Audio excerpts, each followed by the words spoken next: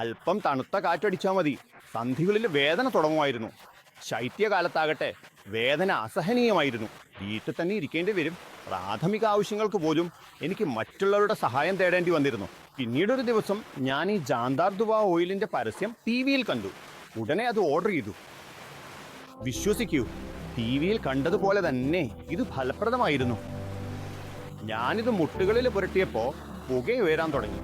ചെറിയൊരു ചൂടും അനുഭവപ്പെട്ടു. പിന്നെ നല്ല ആശ്വാസവും തോന്നി. 3-4 ആഴ്ചത്തെ ഉപയോഗം കൊണ്ട് തന്നെ എന്റെ വേദന പുക പോലെ പറന്നുപോയി. വിശ്വസിക്കൂ, ഈ ജാന്താർ ദുവ ഓയിൽ അത്രയ്ക്ക് കരുത്തുള്ളതാണ്.